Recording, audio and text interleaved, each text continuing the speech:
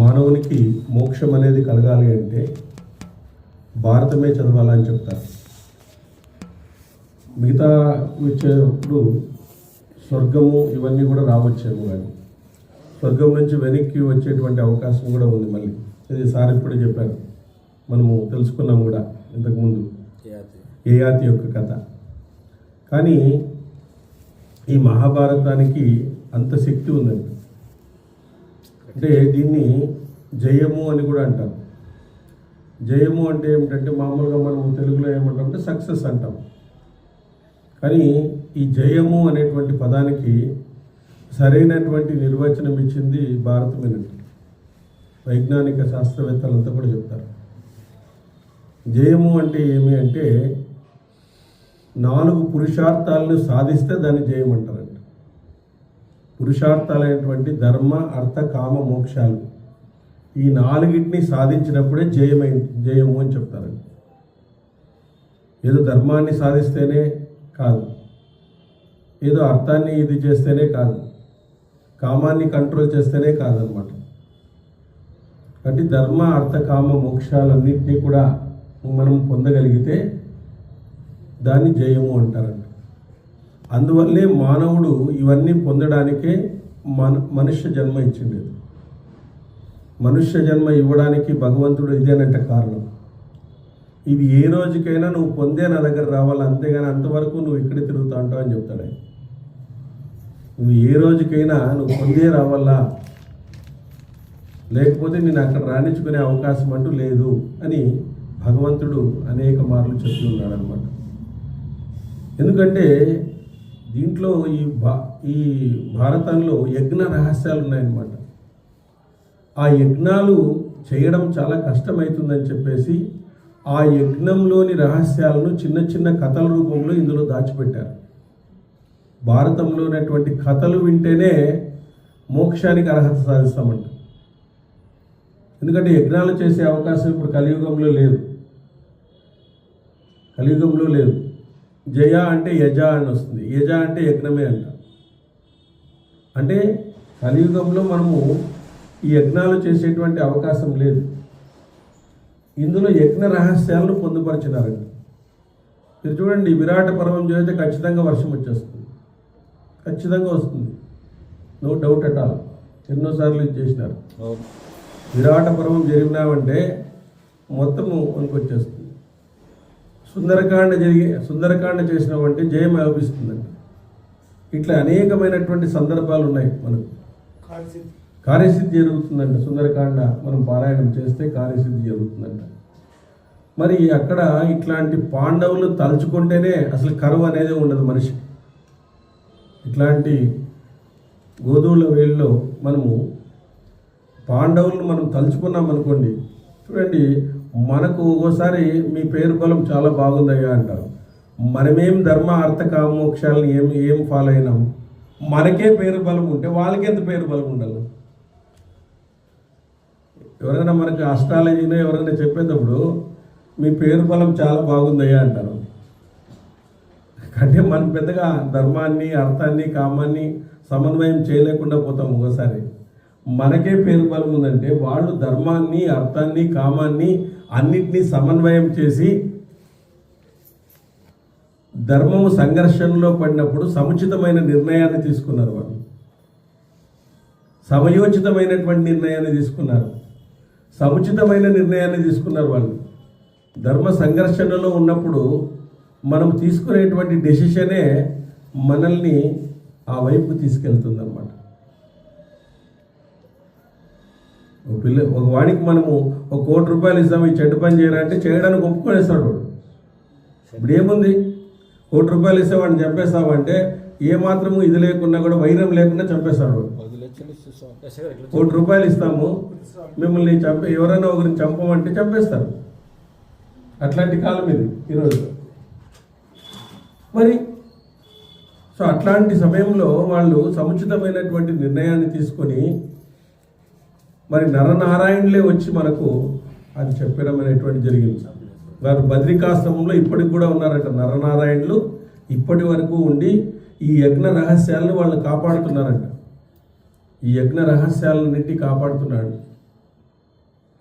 Stephen Kovai అనేటువంటి ఒక శాస్త్రవేత్త highly 7 habits of affected people అనేటువంటి గ్రంథం రాసినాడు. ఆ గ్రంథం అంతా భారతమే. అది కొన్ని వేల పుస్తకాలు అమ్మడిపోయింది. ఇప్పటికీ ప్రింట్ అయితేనే ఉంది. 1 మిలియన్ పుస్తకాలు అమ్మిండొచ్చేమో అది. వాడు ఆ బుక్తోనే ఒక ధనవంతుడు అయిపోయినాడు. ఆ బుక్లో మొత్తం అంతా భారతమే. భారతంలో ఉండే విషయాల్ని ఇంగ్లీష్లో రాసినాడు. లాస్ట్లో చెప్పినాడు, దిస్ ఈజ్ భారత is my inspiration to this book అని చెప్పినాడు. అయిపోయింది. లాస్ట్ 7th చాప్టర్లో భగవద్గీతను కోట్ చేసినాడు. అంతే. ఆ బుక్ నేను చదివినాను, నా దగ్గర ఉంది. హైలీ ఎఫెక్టెడ్ పీపుల్ కోట్ చేసినాడు. చూడండి, అంటే మన బుక్ని కొద్దిగా ఉపయోగించుకొని కోటీశ్వర్లు అవుతా అన్నారు. మన బుక్ని చదువుకోకుండా మనం దరిద్రులు అవుతాము. ఇచ్చిన బుక్ని చదువుకోకుండా ఇంట్లో షోకేస్లో పెట్టి పూలు వేయండి, కొంత కుంకుమ వేయండి, హాయిగా ఉంటుంది అని చెప్తే పూలు వేసేది ఊరికే ఉండేది. అంతే. ఎవరిని వస్తే మహాభారతం ఉంది మా ఇంట్లో అని చూపించేది. ఏం చేస్తావు ఉండి, ఏం ప్రయోజనం నీకు? దాన్ని లేకపోతే తీసి చదివితే కదా కనీసం. కాబట్టి అట్లా మనము అవి ఆచరణకి గ్రంథాలు, అవి పఠించే గ్రంథాలు కాదు, పాటించేటువంటి గ్రంథాలు కూడా. పఠించవచ్చు, పాటించాలి కూడా. పాటించినప్పుడే వాటి ఔన్నత్యం అనేటువంటి తెలుస్తుంది. దానిలో ఉండే మజా అనేటువంటిది కూడా మనకు తెలుస్తుంది అనమాట పాటించినప్పుడు. సో వీళ్ళు పాటించినారు కాబట్టే అంత అనుభూతిని పొందగలిగినారు. నామస్మరణలో ఎవరు చెప్పుకునే వాళ్ళు లేరు. ఫస్ట్ రోజు కొన్ని విషయాలు చెప్పుకుని ఉంటారు, ఏదో ఇంకా అయ్యలేదప్ప మన చేత పోవాల్సిందే ముందుకు అని చెప్పేసి ఇంక రామస్మరణ పట్టుకున్నారు. ఇంకేం మాట్లాడే ఛాన్స్ లేదు. ఎవరు మాట్లాడరు అలా, ఎవరికి వాళ్ళు వెళ్ళిపోతుంటారు అలా. కాబట్టి ఆ నామస్మరణలో వాళ్ళు ఆ మజాన్ని అనుభవించినారు అనమాట. ఆ యొక్క మాధుర్యాన్ని అనుభవించినారు, ఆ మకరందాన్ని తీసుకొని వచ్చుకున్నారు. వాళ్ళకు వెంకటేశ్వర స్వామి కనపడే విధానమే వేరుగా ఉంటుంది నాకు తెలిసి. మిగతా వాళ్ళకు కనబడినటువంటి విధానము, వాళ్ళకు కనబడినటువంటి ఆ విగ్రహము చాలా చేంజెస్ అనేటువంటివి ఉంటాయి. పాదయాత్ర చేసిన వాళ్ళకి ఆ విగ్రహం కనబడేటువంటి తీరే వేరుగా ఉంటుంది అన్నమాట. నేను కూడా అది అనుభవించినాను 3 సార్లు పోయినప్పుడు. ఎట్లుంటుందంటే ఆకలి అయిన వానికి అన్నం తింటే అన్నం ఎంత అవసరమో, ఆకలి లేని వానికి అన్నం తింటే అవసరం లేదు. అట్లుంటుంది అనమాట. కాబట్టి అట్లాంటి అద్భుతమైనటువంటి గ్రంథాన్ని మనం అందరూ ఈరోజు చదువుకుంటున్నామంటే భగవంతుని యొక్క సుకృతమే తప్ప ఇది వేరేటువంటి సుకృతం కాదు అని చెప్పేసి ఇక్కడ మనము ఒక భీష్ముడు శంతన మహారాజు, తన తండ్రి అయినటువంటి శంతన మహారాజు దాసరాజు యొక్క కూతురు యొక్క ప్రేమలో పడిపోయినాడు. ఆమెను ఎలాగన్నా పెళ్లి చేసుకోవాలనుకున్నాడు. కానీ వాళ్ళు కోరినటువంటి కోరికను ఈయన తీర్చడానికి ఛాన్స్ లేదు. ఎందుకంటే ఆమె సత్యవతి కోరినటువంటి కోరిక ఏమిటంటే, నా కొడుకు రాజు కావాలా అన్నాడు. ఆల్రెడీ భీష్ముడు యువరాజుగా ఉన్నాడు. ఆ కోరికను నేను తీర్చలేదని వెనక్కి వచ్చినాడు. కానీ ఆయన మనసంతా కూడా ఆమె మీదే ఉందన్నమాట. అప్పుడు భీష్ముడు ఈ మంత్రులందరూ అడుగుతాడు, ఎందుకు మా నాన్న ఈ విధంగా ఉన్నాడంటే వాళ్ళంతా స్టోరీ చెప్తారు. ఇట్లా గంగా తీరంలో వెళ్ళాడు, ఒక అద్భుతమైనటువంటి అంగురించేటువంటి వాసన వచ్చింది. ఆ వాసనకు పట్టుకుని పోతే అక్కడ ఒక అమ్మాయి, చాలా అందంగా ఉండేటువంటి అమ్మాయి ఉంది. ఆ అమ్మాయిని మీ నాన్నగారు పెళ్లి చేసుకుంటామని అడిగారు. అప్పుడు ఆమె మా నాన్నగారిని అడగండి అని చెప్తే, అప్పుడు దాసరాజు, అయ్యో రాజులు పెళ్లి చేసుకుంటామంటే మేము వద్దంటామా? మేమేదో బెస్తవారము, చేపలు పట్టేవారము, రాజులే వచ్చి మా ఇంట్లో అడిగితే ఏమిటి, చేసుకోండి అన్నాడు. కానీ ఒక కండిషన్ అని చెప్పినాడు. ఎట్లన్నా కానీ కండిషన్ ఒకటి చెప్పినాడు. ఏమనంటే, ఈమెకు పుట్టబోయేటువంటి బిడ్డే రాజు కావాలి అంటే అప్పుడు స్టన్ అయిపోయినాడు. ఆల్రెడీ యువరాజు ఉన్నాడు భీష్ముడు. కాబట్టి ఆ కోరికను తీర్చలేదని చెప్పేసి ఆయన రాజభవనానికి వచ్చినాడు. ఆయన ఏమీ రాజ్య వ్యవహారాల మీద ఏమీ లేకుండా చింతాక్రాంతుడై దుఃఖితుడై ఉన్నాడు అనమాట. అది చూసి భీష్మునికి చాలా అనుమానం కలిగింది. ఏమిటిది, మా నాన్నగారు చాలా చలాకీగా ఉండేవాళ్ళు, ఈ గంగా తీరం పోయిన తర్వాత ఆయన మనసు చాలా డిఫరెంట్గా ఉంది, ఎందుకని చెప్పేసి రథసారథిని పిలిచినాడు. రథసారథి పిలిచి ఎక్కడెక్కడ పోయినాడు మా నాన్న, ఎవరితో ఏం మాట్లాడినాడు అని చెప్పేసి అన్నీ ఎంక్వైరీ చేసి రెడీకి పెట్టుకున్నాడు. మళ్ళీ మంత్రి కూడా చెప్పినాడు, ఇట్లా జరిగిందంట, ఆమె కోసము పెళ్లి చేసుకోవాలనుకుంటున్నాడు, కానీ కొన్ని అడ్డంకులు అనేటువంటివి ఉన్నాయి కాబట్టి పెళ్లి చేసుకోలేడు అని చెప్తే, అప్పుడు రథసారథి ఇలా చెప్పాడు, నరోత్తమ, దాసకన్యపై తండ్రికి మక్కువ కలిగింది. దాసకన్యపై మక్కువ కలిగింది. రాజుగారు ఆమెను వరించిన తర్వాత ఆమె తండ్రి ఆమెకు పుట్టినటువంటి కొడుకే రాజు కావాలని కోరాడు. ఖచ్చితంగా కోరినాడు. ఆ వరాన్ని ఇవ్వడానికి అప్పుడు ఆ తండ్రి అంగీకరించలేదు, శంతనుడు అంగీకరించలేదు. ఎందుకంటే భీష్ముడు ఇలాంటి వాడు మహాబల సంపన్నుడు. ఆయన అనేక మంది ద్వారా, పరశురాముడి ద్వారా, అనేక మంది ద్వారా ఆయన విద్యలు నేర్చుకొని ఆయన విద్యను కళ్ళారా కూడా చూసినాడు. గంగా తీరంలో ఆ గంగా నదికే అడ్డుకట్ట వేసినాడంట బాణాలతో. ఆయన అద్భుతమైనటువంటి ఆయన యొక్క బాణ సంపదను చూసి ఆశ్చర్యపోయినాడు. ఎవరితను అని చెప్పేసి అప్పుడు గంగాదేవి శ్రీరూపాన్ని ధరించి, మనకు పుట్టినటువంటి బిడ్డే ఇతను, నేను అప్పుడు చిన్నప్పుడు తీసుకుపోయినాను, ఇప్పుడు నీకు అప్పగిస్తామని వచ్చినాను అని చెప్పేసి అప్పగించి వెళ్ళిపోతుందన్నమాట. శంతనునికి అప్పగించేసి వెళ్ళిపోతుంది ఆ భీష్ముడిని. అప్పుడు ఆయన యువరాజుగా చేస్తాడు. అంత బాణ సంపద కలిగినటువంటి అస్త్ర విద్య ప్రవీణ్ణి, అట్లాంటి బలవంతుడైనటువంటి వాడిని మరి యువరాజుగా చేసినటువంటి వ్యక్తి ఇప్పుడు ఆమె కొడుకుని యువరాజుగా చేయాలంటే కష్టం కదా అనేటువంటిది ఆ విధంగా జరిగింది. మరొక రూపంలో నేను నా కుమార్తెని ఇవ్వనని దాసరాజు నిర్ణయం ఉన్న విషయం ఇది వివరించాను. వీర తర్వాత చేయవలసింది చేయండి. ఆ తర్వాత దేవవ్రతుడు వృద్ధుడైన క్షత్రువులను వెంటబెట్టుకుని దాసరాజు దగ్గరికి వెళ్ళి తండ్రి కొరకు తాను దాస్యకన్యను వరించినాడు. దాసుడు దేవవ్రతుని శాస్త్రోక్తంగా పూజించి స్వాగతించినాడు. రాజుల మధ్య కూర్చొని ఉన్న దేవవ్రతునితో ఇలా అన్నాడు. దాసరాజు ఇలా అన్నాడు, యాచక శ్రేష్ఠ, నా కూతుర్ని ఇవ్వడానికి రాజ్యమే శుల్కము. ఆమెకు కొడుకు పుడితే మీ తండ్రి తర్వాత ఆ కొడుకే రాజు కావాలి చెప్పినాడు. ఈ కొడుకే, ఈమెకు పుట్టినటువంటి నా కూతురుకు పుట్టినటువంటి కొడుకే రాజు కావాలి అని చెప్పినాడు. భరతశ్రేష్ఠ, శంతనుని కుమారుడు అయినటువంటి నీ ఒక్కడివే అందరినీ రక్షించగలవు. ధనుర్ధారుల్లో నువ్వే శ్రేష్ఠుడవు. అయినా సరే నీకు నా మాటగా చెప్తున్నాను, ఇంతగా నచ్చినా కోరదగిన వివాహ సంబంధాన్ని కాదని ఎవరూ బాధపడకుండా ఉండగలరు. సాక్షాత్తు ఇంద్రుడైనా బాధపడవలసిందే. ఈ కన్య ఒక గొప్పవాని కూతురు. ఆయన గుణాలతో తమతో సమానమైన వాడే. ఆయన వీర్యం వల్లే ఈ సుందరి సత్యవతి జన్మించింది. ఎవరు? వేదవ్యాసుని యొక్క తల్లే కదా సత్యవతి. పరాశర మహర్షికి పుట్టిన వాళ్ళ యొక్క వంశంలో ఉండేటువంటి ఆమె. సో గొప్ప కడుపులో పుట్టినటువంటి వ్యక్తి అతను కూడా. ఒకవేళ పుడితే వాళ్ళిద్దరికి ఆ విధంగా పెళ్లి జరిగితే, నాయన ఆయన ఎన్నో మార్లు మీ తండ్రిని గురించి చర్చించినాడు. సత్యవతిని వివాహమాడడానికి ధర్మవేత్త అయిన శంతన మహారాజ్ తగినవాడని నా అభిప్రాయం అన్నాడు. మహాయసుడైనటువంటి ఆ రాజఋషి శంతనుడు సత్యవతిని ఇంతకు ముందే గట్టిగా అడిగాడు. ఆయన అలా అడిగినా కూడా నేను కాదన్నాను. రాజా, ఆడపిల్ల తండ్రిని కొంచెం చెప్తున్నాను. ఈ సంబంధం చేసుకోవడం అంటే బలవంతులతో శత్రుత్వాన్ని తెచ్చిపెట్టుకోవడమే అవుతుంది. అదే ఇక్కడ దోషము అని చెప్పినాడు. పరంతప, నిన్ను శత్రువుగా చేసుకున్నవాడు గంధర్వుడైనా రాక్షసుడైనా కావచ్చు, కానీ నువ్వే కోపిస్తే ఎక్కువ కాలము జీవించలేవు. కాబట్టి రాజా, ఈ పెండ్లి జరిపించటంలో ఇదే దోషం, ఇంతకన్నా మరేమీ లేదు. పరంతప, కన్యనివ్వడం ఇవ్వకపోవడంలో ఇదొక్కటే దోషము. అర్థం చేసుకో, నీకు మేలు కలుగుగాక అని చెప్పేసి ఆయన చెప్పినాడు. అప్పుడు వైశంపాయనుడు ఇలా అన్నాడు, భారత దాసరాజా అలా అనగానే దేవపుత్రుడు తండ్రి కోరికను తీర్చుటకై రాజులు వింటుండగా దానికి తగిన రీతిలో సమాధానమిచ్చాడు. సత్యవ్రతుల్లో శ్రేష్ఠుడా, నా ఈ సత్య ప్రతిజ్ఞను విను. ఇటువంటి మాటలు చెప్పగలవాడు ఇంతవరకు పుట్టలేదు, ఇక పుట్టడు. సో ఇలాంటి పరిస్థితుల్లో అట్లాంటి ప్రతిజ్ఞ చేయడం అనేటువంటిది ఎక్కడ సహజంగా జరగదేమో, ప్రపంచంలో ఎక్కడ జరగదు. ఎవరు కూడా రాజ్యాన్ని పోగొట్టుకోరు, ఎవరు కూడా వివాహాన్ని పోగొట్టుకోరు. అంటే వివాహాన్ని పోగొట్టుకోరు, ఏదాన్ని పోగొట్టుకోవడం అనేటువంటిది ఇష్టం లేదు. ఒక రాముడు అలా చేశాడు, ఈ విధంగా భీష్ముడు అలా చేస్తున్నాడు ఈరోజు. ఆ విధంగా చెప్తున్నాడు, నువ్వు కోరుకున్నట్లయితే నేను చేస్తాను. ఈమెకు పుట్టబోయే కొడుకే మాకు రాజు అవుతాడు. అయితే ఈమెకు ఎవరు పుడతారో ఈమెకు పుట్టబోయే కొడుకే రాజు అవుతాడు, నేను రాజు కాను అని చెప్పేసినాడు.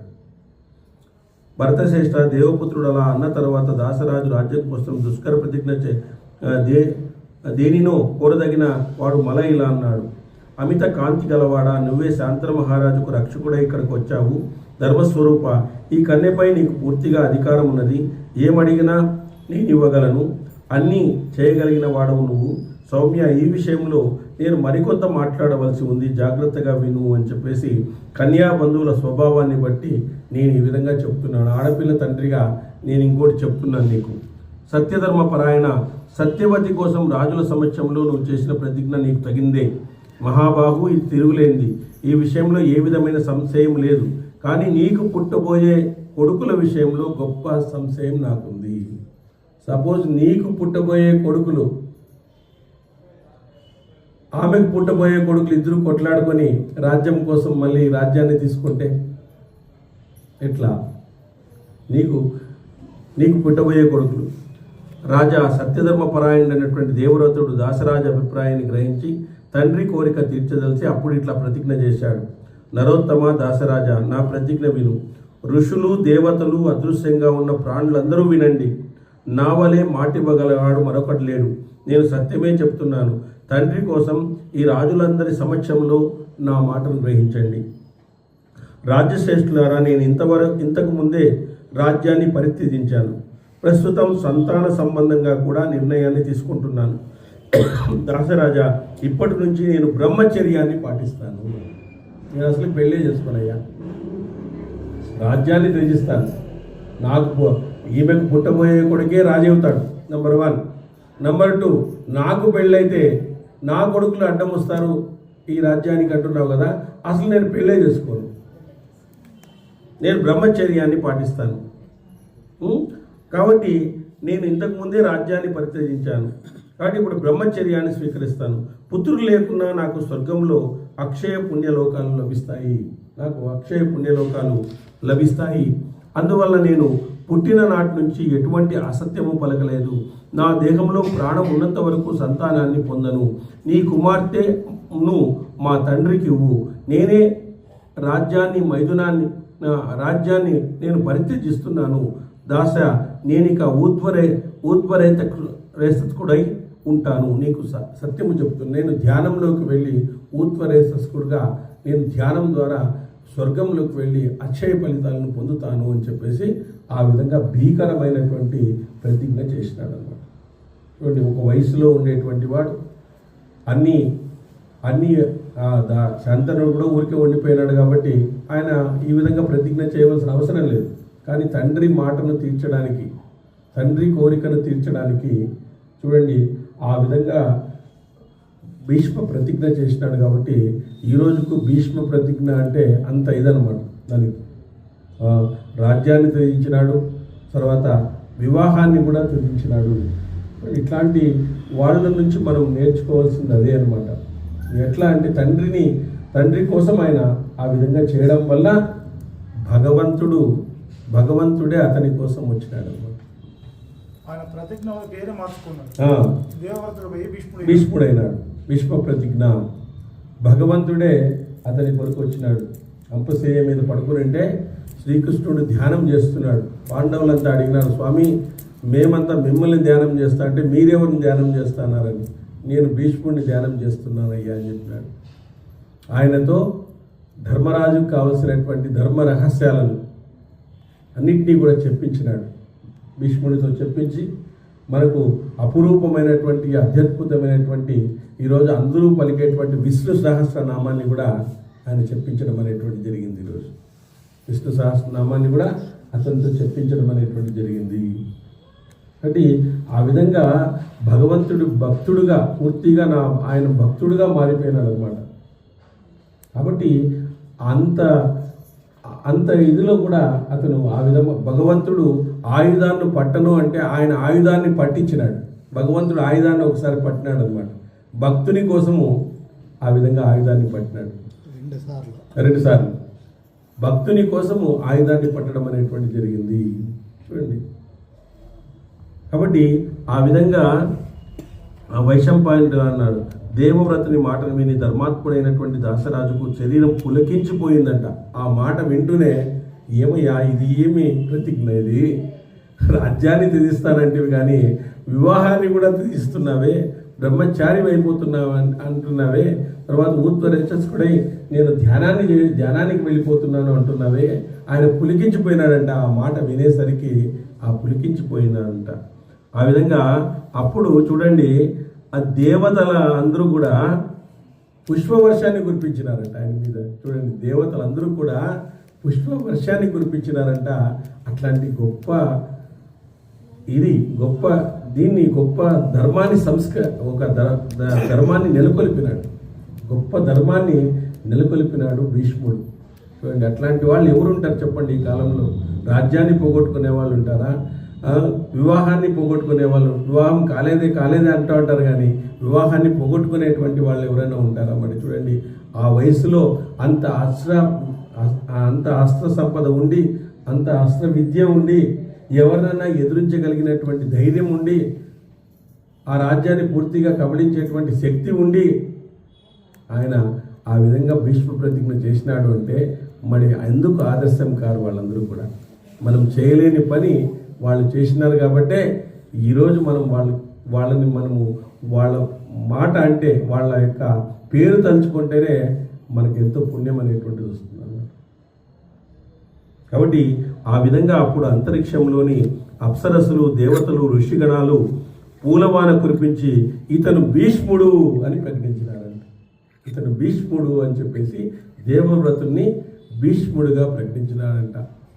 అంటే ఆ తర్వాత దేవవ్రతుడు తండ్రి కోసం కీర్తిమంతుడై సత్యవతితో, అమ్మ రథం ఎక్కు, మన ఇంటికి వెళ్దాం, రథం ఎక్కమ్మా, ఇంక మన ఇంటికి వెళ్దామని చెప్పేసి రథంలో తీసుకుపోయినాడంట.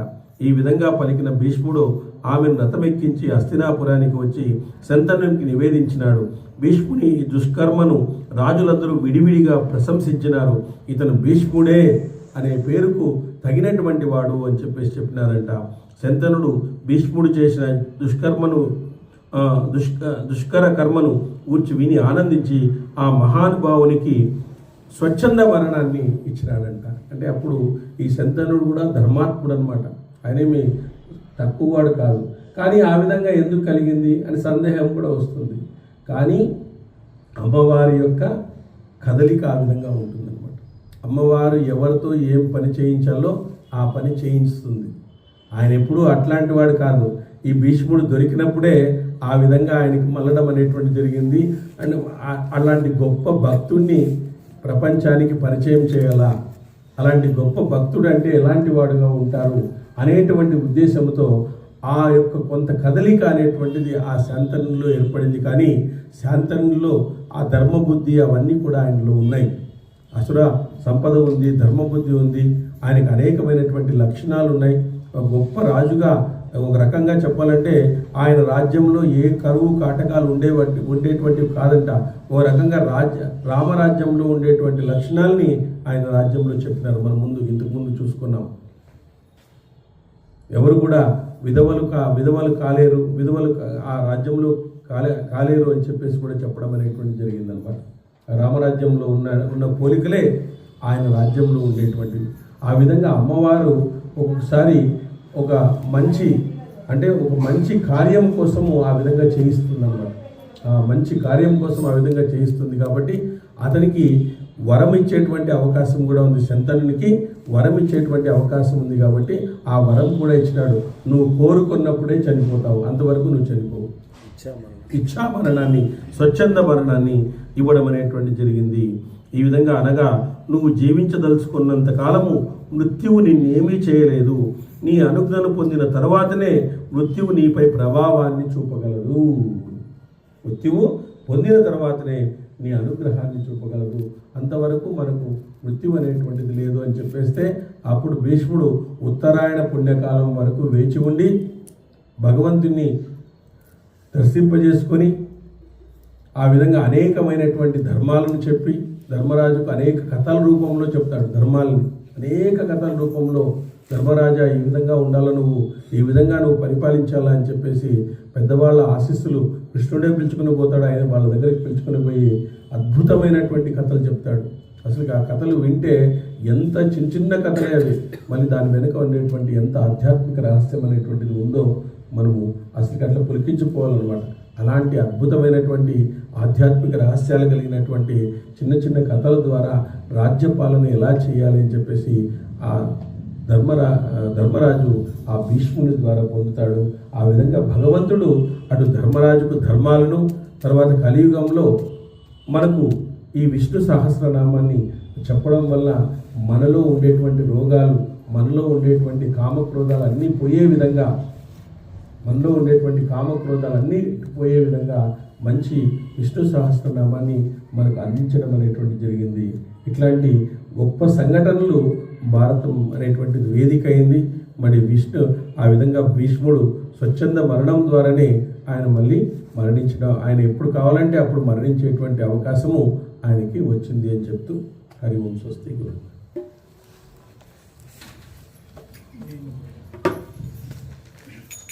జయ మంగళము నీకు సర్వేశ్వరా.